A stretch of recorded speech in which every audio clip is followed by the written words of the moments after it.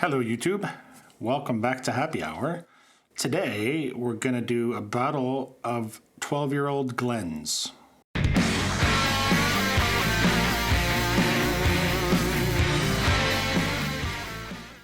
everybody, welcome back to Happy Hour. Today I'm going to do a video, a versus video I guess. It's one I've wanted to do for a long time. In fact, it probably should have been one of the first videos I ever did on this channel. Because today we've got, as you can see, Glenlivet 12-year-old and Glenfiddich 12-year-old. The reason why I say this should have been one of my first videos is, for me at least specifically, I don't know about you, maybe you have your own whiskeys that kind of harken back to, you know, when you knew what whiskey was. These two brands go back to my childhood, really. Not that I was drinking, well, no, not that I was drinking this when I was a child. But when I think of single malt Scotch whiskey, these are the two first brands that come to my mind, and specifically the first two bottles that come to my mind, the 12-year-olds. I really think these two are kind of, and again for me, are ubiquitous with single malt Scotch whiskey. The Glenlivet 12-year-old and Glenfiddich 12-year-old, I know growing up in Canada, every single bar worth its salt, if they had some sort of single malt whiskeys, had both of these, most likely, if not at least one of these. And even here, you know, if you go to any bar, pretty much if they have a decent, relatively decent selection of single malt whiskeys. Like if I'm talking about just beyond Johnny Walker's and like Cuddy Sark and Ballantine's, they have some single malt whiskeys. I'd be surprised if they didn't have both of these. They're just everywhere. And they're good. I say they're good because I remember them being good. But again, ironically enough, as I say, these two particular bottles or bottlings are kind of the epitome of a single malt entry level, I hate to use that word, single malt whiskey. I haven't had either of them in probably a decade, which sounds kind of weird. But for me, these were kind of whiskeys that I really enjoyed, and then I just started running all over the place and like branching out and wanting to try new things. And the really cool thing with Scotch whiskeys in general, is that there's generally no shortage of new brands and new styles and new bottlings and new agings. So yeah, that's kept me busy for a long time. So I haven't harkened back to these two in a long time. I figured, what a perfect video. Let's revisit. I've been kind of revisiting a few videos I've done, at least that pleasantly surprised me, like the Tomatin 12.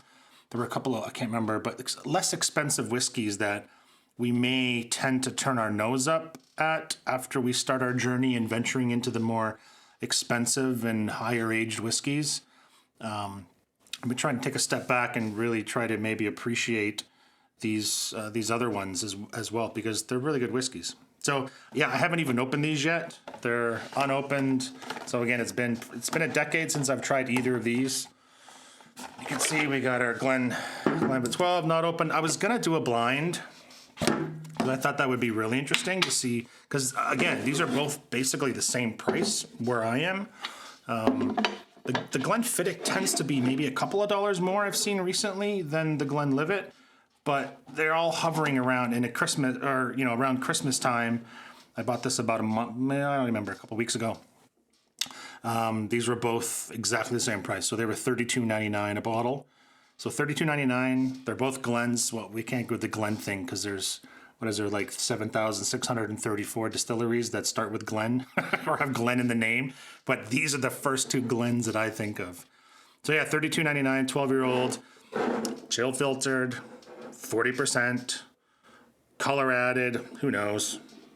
Like they're not, neither of them are really dark, but what I was saying was I was gonna do blind, but then I kind of remembered that I believe the Glenlivet is just bourbon aged or bourbon finished, and the Glenfiddich has some sherry in there. So unfortunately, you can't tell from the green bottle, but I feel like the Glenfiddich is going to be a little bit darker. So I didn't want to, and has sherry in it, and I can taste the difference between sherried and non-sherried whiskeys. So I didn't want to screw around with the blind. The bottom line is I know both of these whiskeys. I have a history with them. It's been a long time, but let's give them a taste side by side and see if I prefer one of them to the other. All right, let's do it. I'm gonna pause, open everything up, pour, and we'll go from there. All right, we're back. So I got Glenfiddich 12 on the right and the Glenlivet 12 on the left. And you know, I did pour a little bit more of the Glenfiddich, but yeah, crap, I could have blind this. or at least on look, I could have done a blind because it's not a lot darker, if at all. I guess it's a little bit darker.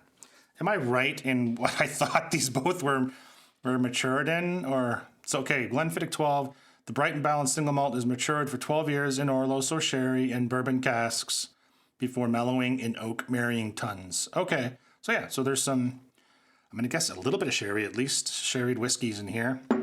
This guy doesn't have anything, I'm pretty sure. Yeah, double oak, it says right on there.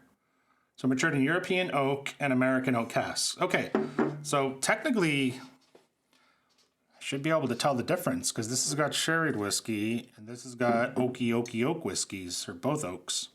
I don't know, who cares, let's see. So let's start with the Glenfiddich. Wow. I don't smell a lot of sherry. Wow, I really got to hunt for it.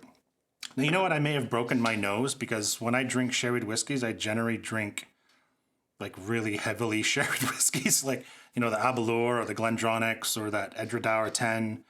I tend to, when I go sherried, I want to like just blow my palate out with Christmas cake and funk. This is certainly a lot more subtle than any of those. This is overwhelmingly bourbon influence. And again, it's that bright fruits.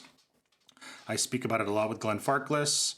Deanston even has it. So really mainly bourbon, straight up bourbon, aged and even finished. So this is aged and finished, right? French oak and double oak. So you can always mess around with different oaks, but the absence of sherry casks, you really got to hunt.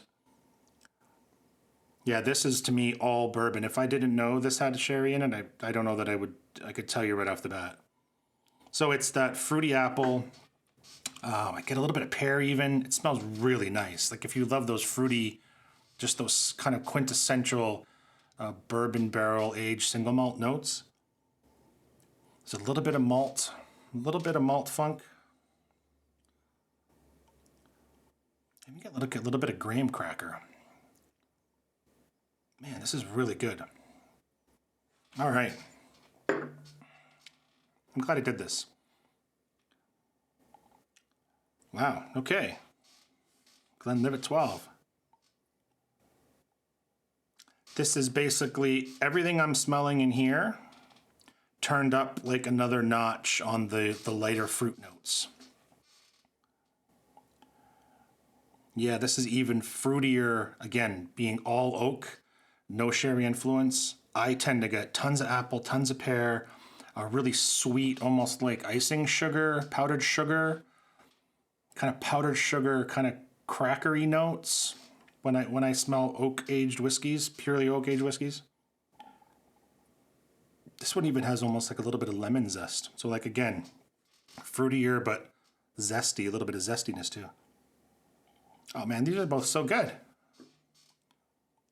Okay. So this is why I wanted to do the back-to-back, or I'm glad I did the back-to-back. This wasn't, what I'm about to say wasn't preconceived, but smelling the all oak, right? The French oak, the oak matured, oak aged, oak finished. And then going back to the Glenfiddich, I do get a little bit more sherry now. So the sherry stands out a little bit more after I've nosed the Glenlivet, which doesn't have any sherry in it. So that is fun. That's really the fun of really doing any of these tastings or any back-to-back whiskeys. Ideally, you know, grab a few whiskeys, 2, 3, 4, 5, hey, 10, whatever you're into. But try to kind of curate them in a way that ideally, once you've had a little bit of experience, we'll do it when you're brand new too, but when you've had a little more experience, maybe curate them in order of how you think they should smell, maybe from lightest to richest, or, you know, least peat to most peat. And really, it's fun to see how you can pick things, certain notes up from one whiskey when you go to another whiskey, and then you go back. It really does kind of, I think it helps develop your nose a little bit more. Not that I have a great nose by any stretch of the imagination, but relating different whiskeys to one another back to back really is interesting. So Glenlivet is just pure fruit salad. It reminds me a little bit like the La Cranza Reserve. If you watch my video, that Aaron La Cranza Reserve. Yeah, this reminds me of that. It's just like fruit salad in a can. But honestly, so does this, with just a little bit deeper, richer sweetness to it. Oh man, that is good. That's well-rounded. That's like all the fruit salad with just this little deeper, richer, minute sherry, darker fruit note. It's just sitting there on the edge. This is really good. They're both great. I'm gonna give the nose to the Glenfiddich. All right, let's taste them. Wow. So I get all those fruits, the standard bourbon barrel, apple, pear, the malty kind of sugary cracker, graham cracker notes. But I do get a little bit underneath of that sherry funk. It's really yummy. Good job, Glenfiddich. All right, Glenlivet.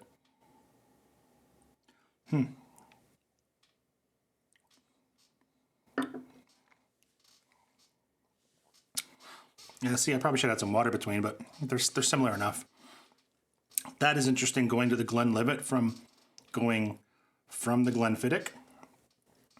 This is like almost like sugar water. No, sugar water, not in a bad way, but there's none of that heft. There's none of that kind of a little bit thicker note.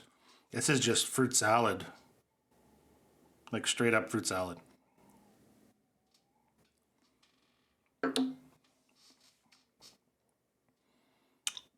Yeah, they're both so easy to drink. These are dangerous, especially when you start getting into the kind of heavier ABVs, some of the cask strength stuff, and you really start liking those straight up. Getting a hold of a bottle of this, a bottle of either of these is like, I could see this going down very, very quickly and getting at the bottom of the night, and you're like, holy crap, it's over with? Yeah, so be careful. If you haven't done the 40 ABV stuff in a while, either one of these, they're like, kids' apple juice in a cup. Anyways, I'm going to have to give it to the Glenfiddich.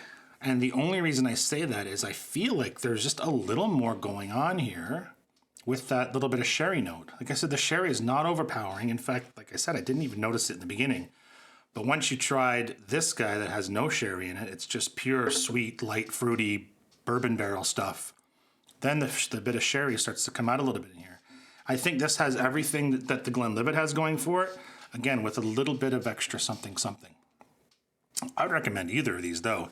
If you don't mind 40%, if you don't mind non-chill filtered or any of the color additive stuff, or just the giant mass-produce whiskey brands, both of these are great. You could introduce, in fact, any beginner, I feel like, obviously taste any whiskey you can possibly ever get your hands on.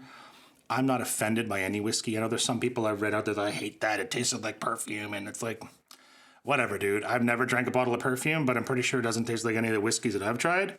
So I'm not that hard on whiskeys. I enjoy the subtlety differences. And yeah, some are much stronger, have incredibly different flavors than others, but I've never had a whiskey where I was just like throwing up horrible. So try whatever whiskeys you're into when you're first starting on this journey. But these guys will certainly help, I think, get people into it because they're very approachable. They're sweet.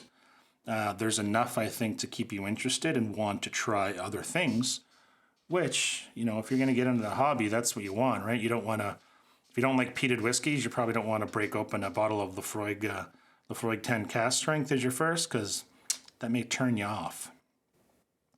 Anyways, like the Whiskey Tribe guys say, what do they say? The best way to drink whiskey is, I'm going to butcher their quote, but the bottom line is the best way to drink whiskey is the way you like it. And I couldn't agree more, but these guys are both winners in my book for $33. Yeah, if you haven't tried them, or if you haven't tried them in a while, maybe go hit the liquor store and give them a whirl. You probably won't be disappointed.